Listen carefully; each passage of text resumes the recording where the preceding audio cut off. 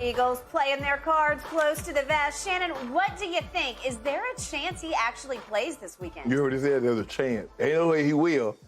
No, sure, there's a chance he'll play. Do I believe he'll play? I think that's the question. No, I do not believe he'll play because the reward doesn't outweigh the risk. So what's the reward? We beat the Dallas Cowboys, Skip.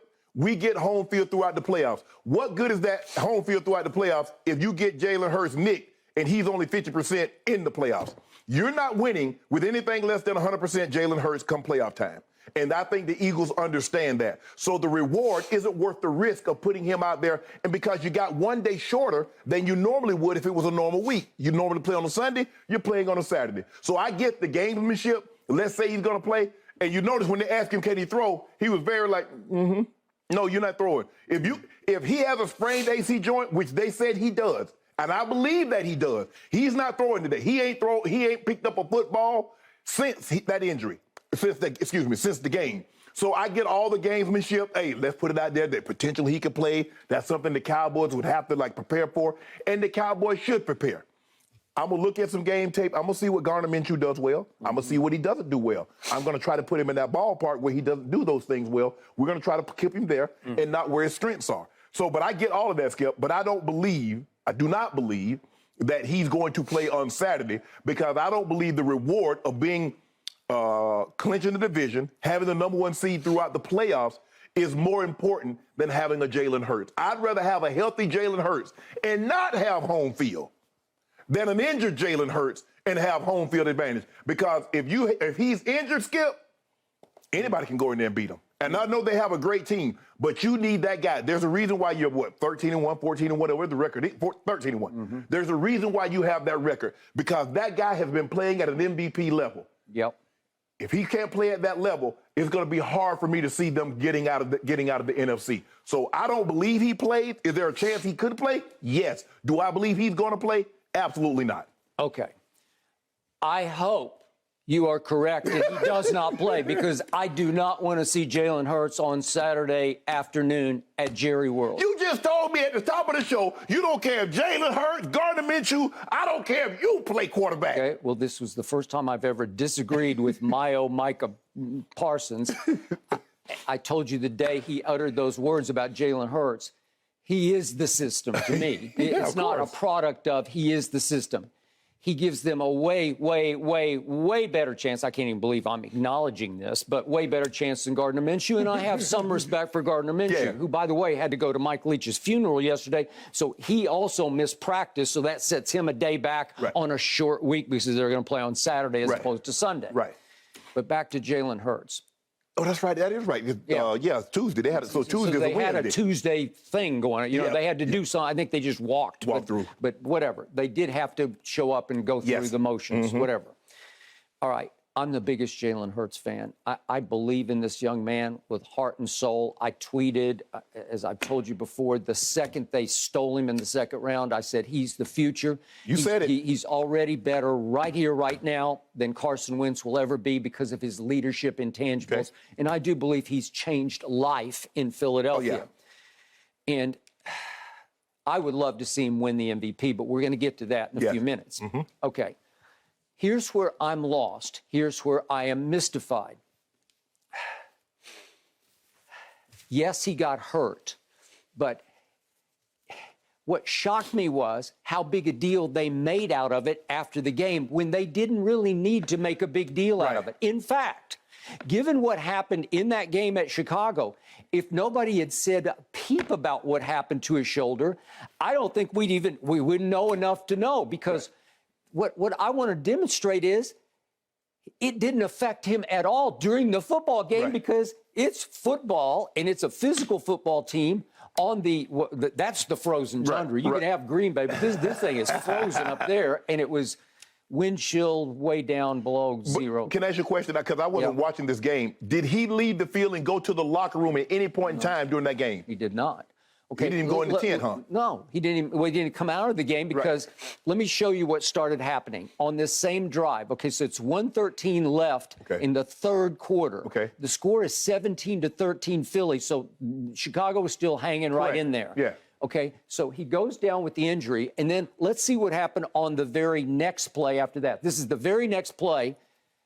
he has no problem. He drops right back and he throws to Devontae for 8 yards, okay? And then here's the very next play after that. He throws it to A.J. for 12 yards. And then the couple plays pass, and then he's going to run this ball for 5 yards. So he's not afraid to take off and run and subject himself to some kind of punishment just in case. And then here we go again. This is a 4th and 3 play, and he runs again and he got hit. He got hit, right? And then here we go again. We got another throw to A.J. for 6, and that's the end of that sequence here. And then here we go in the next drive. We got a run for 1. I'm sorry, he threw it to Quez for 1, and then I think I'm losing track here. This is Quez for 3, and now we get the big shot down the field. This is in the next drive. This is 68 yards to A.J., and I don't know, he didn't have any diminished arm strength. It still looked pretty good to me. And then they get it down, and who scores the touchdown? Jalen does on a quarterback sneak. Okay, so he's not threatened by his shoulder. And then they go for 2 here, and he goes off tackle, and he's risking again getting hit hard. Right. And he runs it in for the 2-point conversion, and that made it 25-13. My point to you is, it didn't seem to faze him at all, as in, well, I can't do this or I can't do that. I need to start handing it off to Miles. You know, like, no, he didn't do that at all. They just kept on keeping on because that drive kept on going after he hurt his shoulder. They ran 1, 2, 3, 4, 5, 6, 7, 8, 9 more plays and got it down for a chip shot field goal, and they missed the field goal, 38 yards. But my point is, and I'm not saying he wasn't hurt because he clearly was hurt. He was stung. Yeah, I think the adrenaline is going, Skip, in that situation. All right.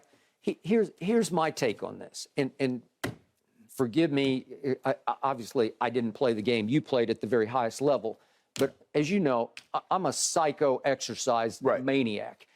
And I have not missed a day of working out since May of 1998. And before that, it was a long stretch, too, because it's just who I am and what I do. But I've had 4 surgeries in that time, 3 on my knees and 1 on ripped my biceps tendon.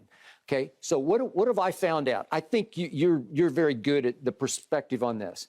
The 4 times I needed surgery, I got stopped in the middle of exercise where I got shut down because that went, the knee went, or my shoulder just went, and I had to say, I'm in trouble because I was injured. But I can't, I've had 1,000 injuries. I've been going through a hamstring thing over the last 3 weeks. But if it comes after, like I told Ernestine, Sunday's my hard run. It was 3 weeks ago, and during the NFL day, as we're watching all the games, my hamstring started bothering me. I said, where did this come from? But it didn't bother me during my run. So I was saying, I'm going to be okay because I'm hurt, but I'm not injured. I didn't tear my hamstring, So it's faded away over the last couple of weeks where I'm okay and I didn't have to address it. My point to you is, he didn't really need to address this, and I give you the adrenaline, but you know and I know, if you get injured where it is flat out injured, you got to go to the tent at least and then try to figure it out. I saw, I wasn't there in 2000. Brian Greasy on a Monday night, he got injured his AC joint against the Raiders. And they took him in. He got some medicine in it, and he came back out, and he played extremely well. They ended up winning a game because they needed it to get into the playoffs. So I think if I'm hearing you correctly, you said you're not saying that he's not hurt. You're saying you don't understand why the Eagles divulged the information to begin with. You could have just gone right on. And yet, are you playing some gamesmanship here? You know, do you want to jack with Dallas just to make them think, is it going to be Minshew or Jalen? Because they're fairly different in their approaches, right? Vastly different, yes. So I don't know, but I'm stunned that we're making quite such a big deal when the evidence I just showed you, he kept playing a game that they obviously needed to win because there's a lot of marbles on the table right now, especially going into Dallas. And I was impressed that they did this because they needed to go into Dallas with yet another win to get to, 13-1. Okay, so after he banged up his shoulder on the turf, got driven into the turf, he goes 7 of 10. He tried 10 more passes for 110 yards. That's decent. I mean, he looked like Jalen Hurts to me. He also ran it 4 more times, and he scored a touchdown, and he scored a 2-point conversion. So he wasn't threatened by saying, I'll carry the damn ball. Let me do this. So my point to you is, it wasn't affecting him to me whatsoever. I don't see. Did you see him flinch or wince or? But there have been times, Skip, that I've had things that you play through because, like I said, the adrenaline is going. But after that adrenaline wears off and you're in the locker room, if you had to summon it back up to go back out there, it ain't happening. That ain't happening. All right. And then you're even more sore like Monday and Tuesday. You like, okay, I got it, and I'm with you. All right, but here's Sirianni on Jalen. He says he is one of the toughest guys I know, and he heals fast. He is a freak. I will not rule him out. Will not put a timetable on him. Let's just see what happens the rest of the week.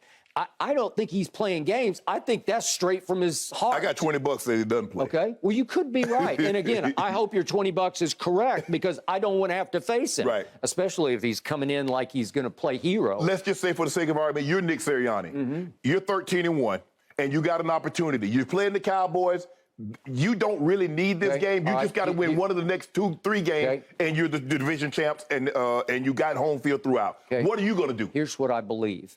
I'm going to sit down and have a big, long conversation with Jalen. I also want to see him a little bit on Thursday and Friday, try to throw the football a little. I just need to see him toss the football, see how he feels about tossing the football. I don't believe he's going to throw the football without medicine in that arm. All right.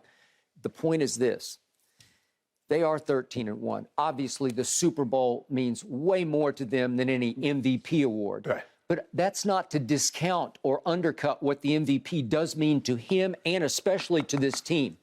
They love this man. They follow this man, and they know he is in position to win the MVP and that he could close the case by playing against Dallas. Right. And if, for whatever reason, you know and I know, bodies are just weird. They're mysterious. They're hard to predict. If Jalen, by Friday night, says, Coach, I got to tell you, because he's been icing it all week, and you can shoot it if you want to shoot it. Maybe he doesn't even need to shoot it. But if he says, Coach, I'm actually feeling pretty good here, then you say he's got a chance to go do something that would propel the team in the offseason, and that's go win the MVP. Yeah. It would help morale. It would help rocket fuel. You think the MVP gonna make him more money? No. Exactly. Not make him more money. Yeah, as far as contract. Because Lamar Jackson got an MVP on his mantle, and they won't pay that man. Okay, that's a whole nother ball. But here's the thing, though, Skip.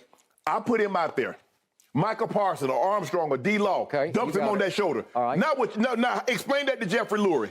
Okay, I got you. Although he could get dumped on his shoulder cold just out of nowhere. It's an injurious game, as you know, and sometimes it's just bad luck. But Skip, I believe if you give him an extra week, let's just say for the sake of argument, you say, you know what, Jalen, we're going to sit you this week. We'll see how it feels next week going into New Orleans. Could be.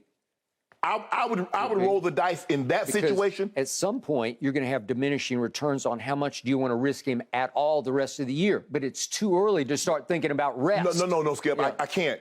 I can't rest in the whole year because if they get home field, you think about it, they wouldn't play a game until the 22nd, the 21st, 22nd. Now pretty soon you're going to need to play some football. Yes. And when you do play some football, the risk is going to come back into play because whatever it is, however banged up it is, it's not going to completely heal until the offseason. No. Right. But I would like for it to get closer to being 100% because I don't think he's anywhere close to 100%. And so for me, I would sit this one out.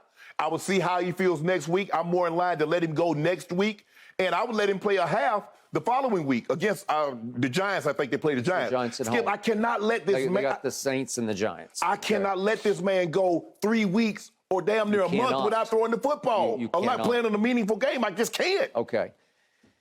Everybody heals differently. So, again, I'm pretty sure Jalen's going to go to him on Friday. If I know Jalen the way I think I do, I think he'll go to him and say, I am good to go, because that's just who he is. Yeah. Okay, now you're going to have to save him from himself, okay? If that's where you want to go, if you believe there's 25% risk or whatever you think, then you should back him off and say no.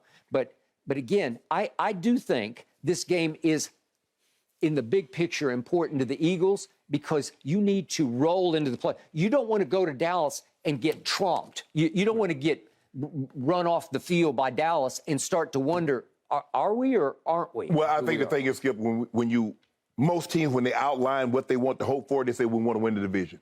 Because if I win the division, I'm automatically in the playoffs. I get a home field. Yeah. I get at least one home game. Now there's okay. I would like to have the best record because I want home field throughout. It used to you get 2 byes. Now you only get 1. Yeah. I want that. So I can assure you, nobody had on the schedule, we want to sweep the Cowboys, we want to sweep Washington, we want to sweep the Giants. No, we want to win the division. That means we get a home game. We're the division champs, and now we'll start playing for other things. Let's get home field throughout. Yep. Let's try to, whatever the other awards. I mean, I'm sure Jalen Hurts, like on this thing, like, hey, I'd like to win the MVP. But, hey, I want to make a Pro Bowl, all those things. But the division, home field throughout, let's get to a Super Bowl. I got it. How many times is Jalen going to be in position to win an MVP? I have no idea, but probably not that many because it's just rare. You have to have one of those magical seasons where it all falls right in together. Mm-hmm. And what he's got going for him, he does not have Patrick's numbers. We're going to get deeper into this in just a few minutes. But it's hard to compete with Patrick in that offense on numbers because that's just what he is going to put up, Star Wars numbers. Yeah. But what you got going right now is that you were 9-8 last year and eked into the back door of the playoffs, and all of a sudden you've gone 13-1. That's how you win an MVP. Well, next year you can't top 13-1 because you just won't be. I don't think right. And so it's going to be harder to argue his numbers for MVP next year as opposed to this because one. What happens is you always get compared to your best season. Yeah. So this is his best season. But they might have a better team record. Skip, who's to say they might be 15-2 or whatever it might be. Yeah. But it's like he ain't played like he played last year. That is correct. Because it's all fresh. It's all new. And you're saying, wait a second, he scored 13 rush touchdowns? Right. Mm-hmm. I mean, that's one short of Jamal Williams, who leads the league at 14, who's a running back. Right. And so that's the thing. And see, that's what happened with Mahomes. Like you said, we talk about him. That his first full year starting, he goes 5,050 touchdowns. So anything that comes after that, people are like, well, that ain't. I mean, he throws 37 touchdowns and 4,800 yards. Well, he kind of off.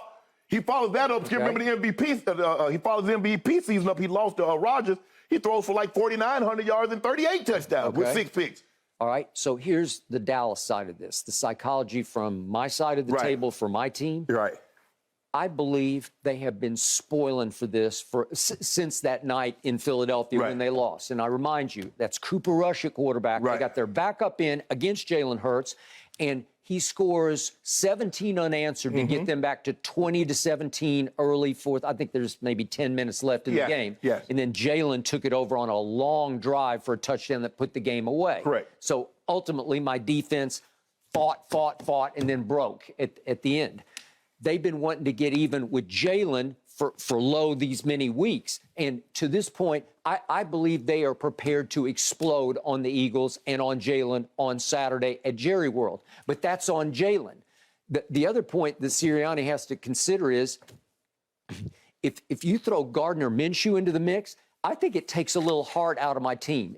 They've been doing this all year where they play down to the level of the competition. And I think that they'll have some part of their psyche that'll be like, oh, God. Okay, well, we got this, right? We got this. It's Gardner Minshew. But think about this, Skip. They turned you over with Cooper Rush, who's very conservative with the football. He was. Now, imagine Dak Prescott and his ultra-aggressiveness that puts the ball in harm's way a lot more than Cooper Rush did, and they turned Cooper Rush over like they did. So let's get – and we've turned him over twice in the second quarter. One pass, and I can't remember who it was two. Gallup wasn't back yet, was he? The one that got pushed up in there by Bradbury? It hit him in the hands, but it got tipped up in the air, and it fell to the kid who's out now. Gardner Johnson. Gardner Johnson. Right. Okay.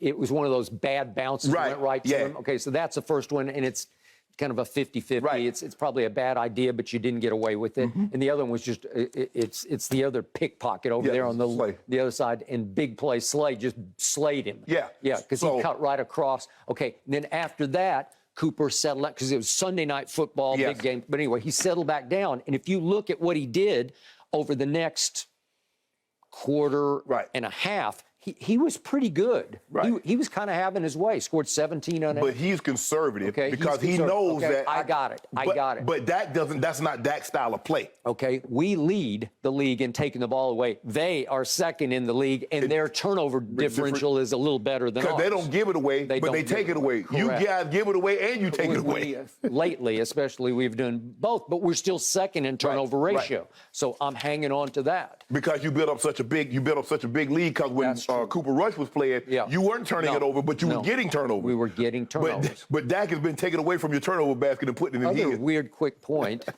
We'll get more into this later, but I was looking at this last night.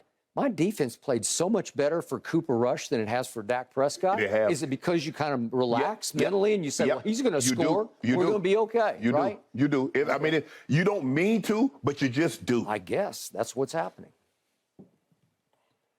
Guys, back to Jalen Hurts. He's on pace for 4,000 passing yards, 800 rushing yards. If he was able to keep that up, he'd be the first franchise quarterback in Eagles history to get that. We'll see what happens this weekend, Skip. He might get that next year, but the MVP might not be attached to it. Thanks for watching, Undisputed fans. Subscribe here to get the very latest from Skip and Shannon. Plus, go watch a few segments from our other shows on FS1.